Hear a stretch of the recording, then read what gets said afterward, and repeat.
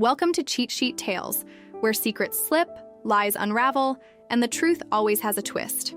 Real stories, raw confessions, shocking betrayals. Drop a comment if you've ever caught a red flag too late. Now, let's get into today's tale. They didn't even bother to lie well, just copy-pasted the same excuse, word for word, like I wouldn't notice. I'm Elias, 32, and I've never been the center of attention type. I've always been the guy who quietly shows up, pays the bill, picks up your dry cleaning when you forget, and somehow ends up being the designated driver at every family event, even when it wasn't supposed to be an event. I wasn't the golden child.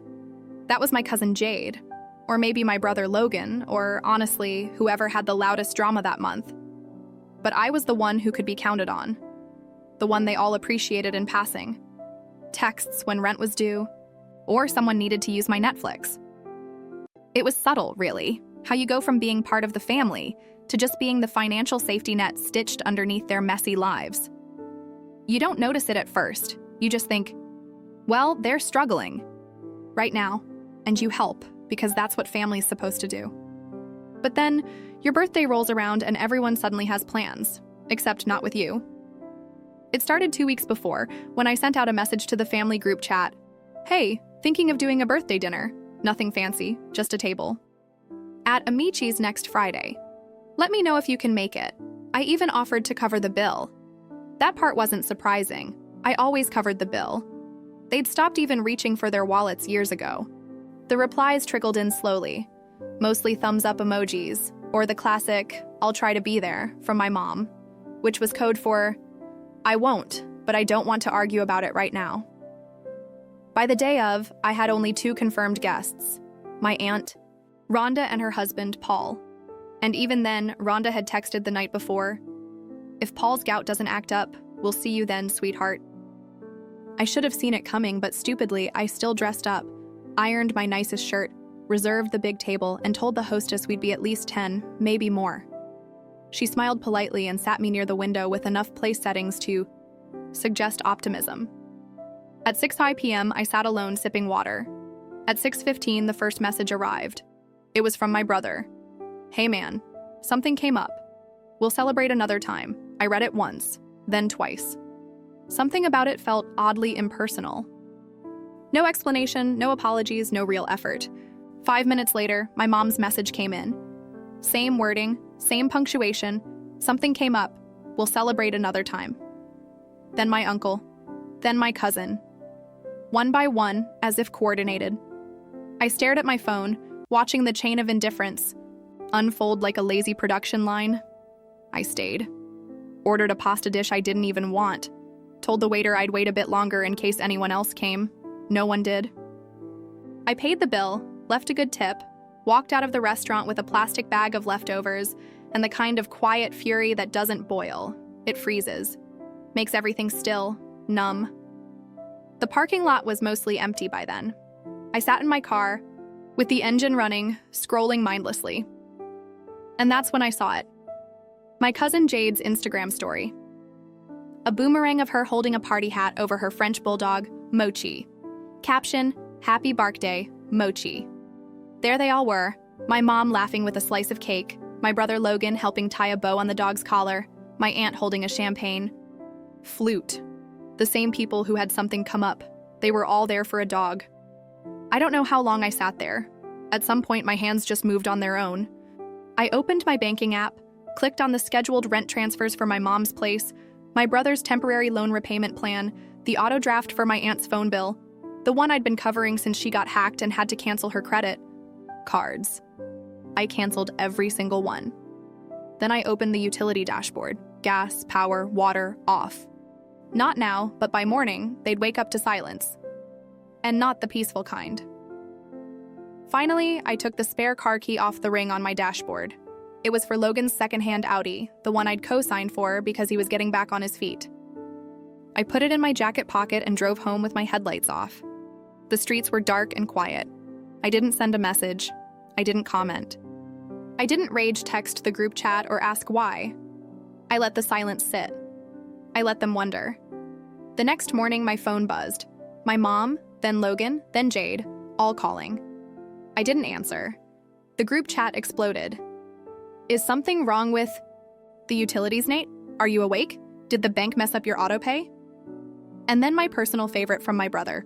Bro, what's going on? Mochi's party was kind of last minute. You're overreacting. Overreacting. That was the word that caught in my throat. Later that day, I saw my mom posted a cryptic Facebook status.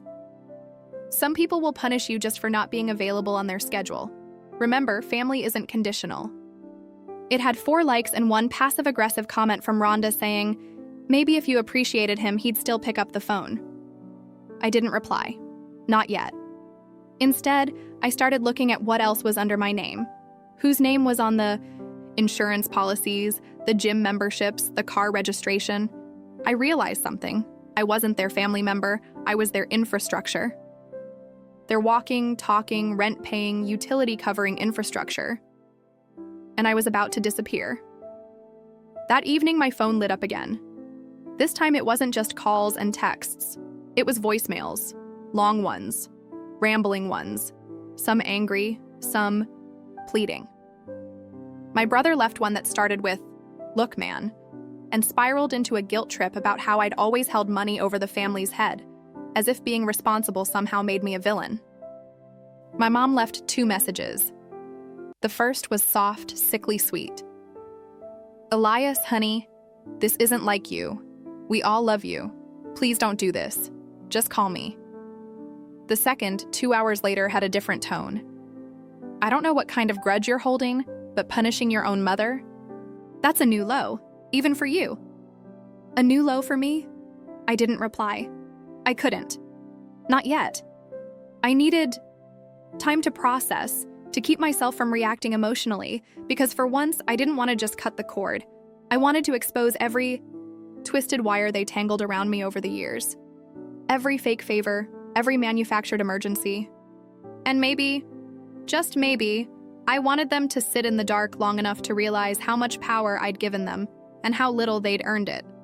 So I made a list. It started with simple things. The phone plan under my name, canceled. I didn't even warn them. Just logged in, hit remove user, and watched the confirmation email roll in.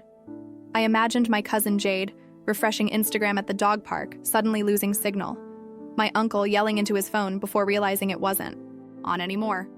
My brother, he probably tried to blame it on the provider. Classic Logan, then the car. I didn't take it back right away. I let him sit with it, drive it a few more days, feel normal.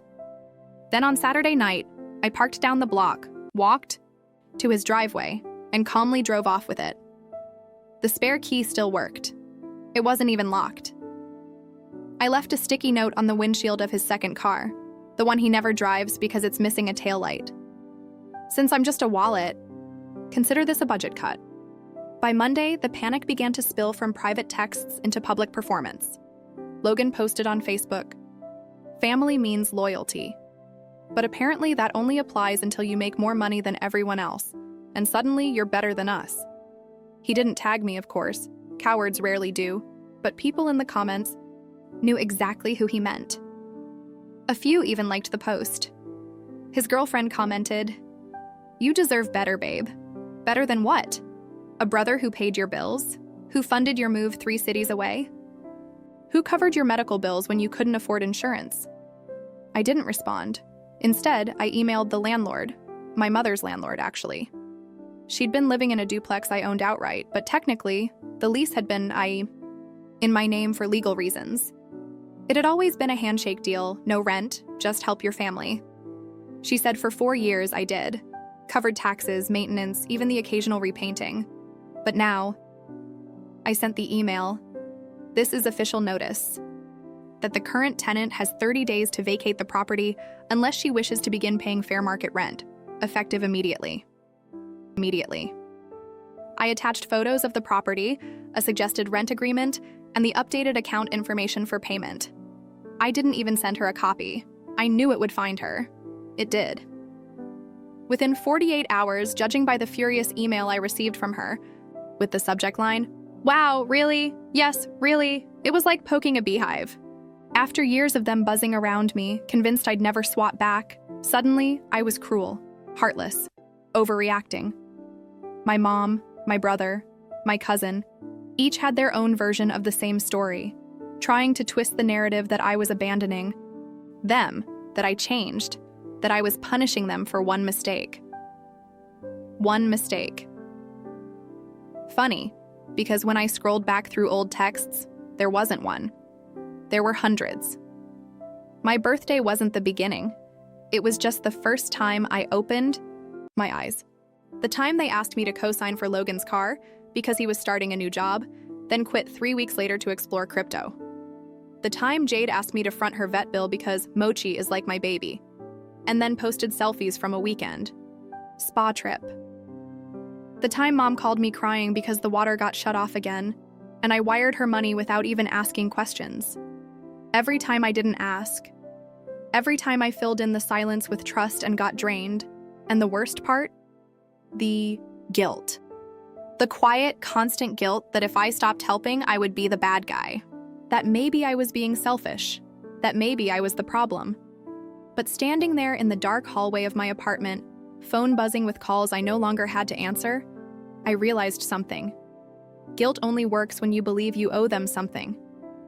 I didn't. Not anymore. And just when things started to settle, a knock at the door. Not loud, just steady, rhythmic. I opened it. Standing there in the hallway was Logan. His hoodie was half-zipped, his eyes bloodshot. Not from crying, but from stress. He held his phone in one hand, shaking slightly. "You took my car," he said. No hello, no apology. Just that.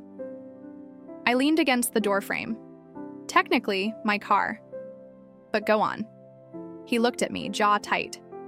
"This isn't how you fix things, man." I almost laughed. Fix things? You mean how you all lied and ditched me on my birthday, then threw a party for a literal dog? That wasn't the plan, Jade said. It was just going to be a few people. Save it, I cut in. You could have called. You didn't. You could have texted something real. You didn't. You could have shown up at Amichi's. You didn't. But now you want to talk because the gravy train came off the rails. He flinched. Good. He rubbed his temple. Look, we messed up. I get it. But you don't have to burn everything down just to prove a point. I stared at him. No, I said. I don't have to. I want to. Then I shut the door. But I knew it wasn't over yet, not by a long shot, because now they were desperate. And desperate people, they start making moves they can't take back. The next move didn't come from Logan. It came from my mother. 3 days after that knock on my door, a thick envelope showed up in my mailbox. No return address, just my name scrawled in familiar cursive. Inside was a letter, handwritten, 2 pages. And at the bottom of the second, folded with forced precision, was a faded photo of me. Maybe 5 or 6 years old, smiling with a birthday cake in front of me, and my mom standing behind, hands on my shoulders, like a picture-perfect parent. The letter started with, I don't know when you became this cold, Elias, but I miss my son. It continued with an elaborate retelling of my childhood, how much she sacrificed, how she worked nights to buy me that bike, how she never asked for anything in return but love and understanding. She wrote about losing your dad too soon and how hard it was to raise boys alone. And then the pivot came, right on cue. You always seem to understand, Nate. That's what made you special. You were the strong one. You never complained. You just helped. You always helped. That part hurt more than I expected because she was right. I did help, but not out of strength. Out of obligation. Out of fear. Out of a deep, twisted belief that if I didn't carry their weight, no one else would. And worse, that maybe I wasn't worth anything to them unless I did. She ended the letter with, I hope you find your way back to this family before it's too late. We still love you, even if you've forgotten how to love us back. It was a guilt grenade wrapped in nostalgia, tied with a bow of martyrdom. And for a second, just a second, I felt it working. I felt the old strings pull. Then I looked at the photo again. It wasn't the one I remembered. Because in my memory, that birthday had ended with me crying, my cake smashed. Logan had thrown it off the table because I got the bigger present. And my mom, she scolded me for making a scene. That photo? It was the only good part of that day. A freeze frame before the yelling started. A moment weaponized now to manipulate me. That was the turning point. The next morning, I boxed up the photo and letter, dropped them off at her porch, unopened, unfolded, no note. Just silence, returned to sender. And that silence didn't last. Because the following week, they escalated. They sent someone to talk to me, well, ambushed me, more like it. It was at a local cafe I used to visit on Thursdays during my lunch break. I hadn't changed my routine, which, in hindsight, was my mistake. I was sipping an Americano and reading a book when I heard a voice I hadn't heard in years. A book, still pretending you're too smart for the rest of us, huh? I looked up. It was Uncle Darren. If you've ever met someone who managed to combine sleeves with a sense of entitlement so thick it should come with a warning label, you know the type. Darren had been cut off from half the family for borrowing money he never paid back, but somehow he always slithered back in during drama, like a vulture circling a fresh wound. He pulled out the chair across from me without asking and sat down. Like we were old buddies catching up, I told him not to send a letter. I said, "Nate's a man. You talk to men face to face. But your mom, she's got a soft heart, you know. That woman raised you." I didn't reply. I just stared at him, calm, blank. He took my silence as an invitation to continue. Now, I don't know what kind of tantrum this is, or what. They said to get you this mad, but you're hurting people who love you, kid. Your mom's a wreck. Your brother's sleeping on my couch. You really gonna keep this up? I blinked slowly. Is that the part you were sent here to say, or is the guilt trip just a bonus? His smirk dropped slightly. I came because I care, he said. But if you keep going down this road, you're going to find yourself real alone. Elias, that's not what family does. I leaned forward. No, I said. That's exactly what family does. My family, at least. Pretends silence is love. Pretends obligation is connection. Pretends guilt is currency. He sat back, mouth twitching. I'm not the bad guy here, he muttered. You were never even part of the story, I said, picking up my cup. He didn't leave quietly. He huffed, muttered something under his breath, and knocked over the creamer tray as he stormed out. The barista gave me a look. I shrugged and returned to my book. But that wasn't the end. That was just the preview. Because 2 days later, I got a notification from my bank. Someone had attempted to log into my account, then again and again. Password reset requests. Access denied. I changed everything, locked it all down, contacted my bank, and flagged every account under my name. I'd grown up with these people. I knew how desperate they could get when things stopped being convenient, and then came the text that confirmed it all. From Logan. You think you're better than us? Fine. Just remember who changed your diapers, who fed you. You owe this family everything. And when mom's gone, don't show up crying. I stared at the screen for a long time. That last line, that was it. That was the line they always used when they needed to guilt me into coming back. When mom's gone, it wasn't just a warning, it was a threat. They still thought I could be manipulated. Still thought love meant debt. Still thought I could be scared into returning. But this time I wasn't walking away. This time I was cutting them out. And the way I'd do it would leave no room for comeback, no misunderstanding, no public Facebook martyrdom. They were about to feel what life without me really looked like. I didn't respond to Logan's message, not with a text, not with a call, not with a single word. Instead, I logged into the financial management software I use for my consulting work, the same one where I'd set up all the recurring payments, emergency transfers, and family-linked accounts for years. I had folders labeled Family Support with subcategories named after the people I was helping. Mom, Utilities, Logan, Auto, Jade, Pet Emergencies. What started as short-term help slowly became permanent lifelines. None of them ever asked when it would stop. They just assumed it wouldn't. That day, I deleted the entire folder. But I wasn't done. I spent the next week preparing my final move. Not a revenge stunt, not a dramatic explosion, something clean, unmistakable, permanent. I sold the duplex my mother was living in. It was entirely in my name. I bought it years ago after landing my first major client. I offered it to her as a temporary place to stay while she got back on her feet after a bad investment. But there was never a plan to move out, never a talk about rent, never a gesture of appreciation. The place had become a monument to her entitlement, and I was tired of preserving it. I didn't evict her. I sold the entire property to a development firm that was buying up half the neighborhood. They paid well. Above market value, they asked no questions. I signed, closed, and let the process move on its own.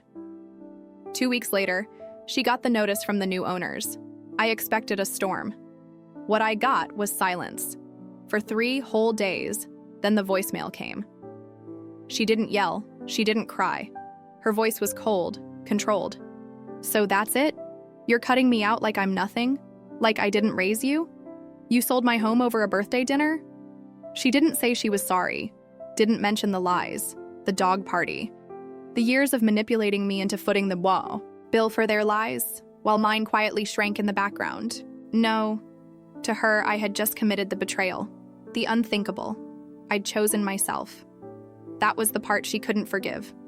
I let that voicemail sit unanswered, just like all the others. But I wasn't done yet. I filed paperwork to separate every legal tie I had to them. No more co-signed accounts, no more shared plans. I even changed the beneficiary on my life insurance, something I hadn't thought about until I looked and realized it still had Logan listed in case of emergency. I donated the car I'd taken back from him. Not sold, donated. He'd already trashed the interior anyway. I switched phone numbers, new SIM, new carrier. I gave my new number to 3 people, my best friend, my boss, and my therapist. Then I moved. Not far, just enough. New address. New building with a security gate. No access unless you're buzzed in. I didn't post about it, didn't announce it. I just disappeared from their reach. They didn't take it well.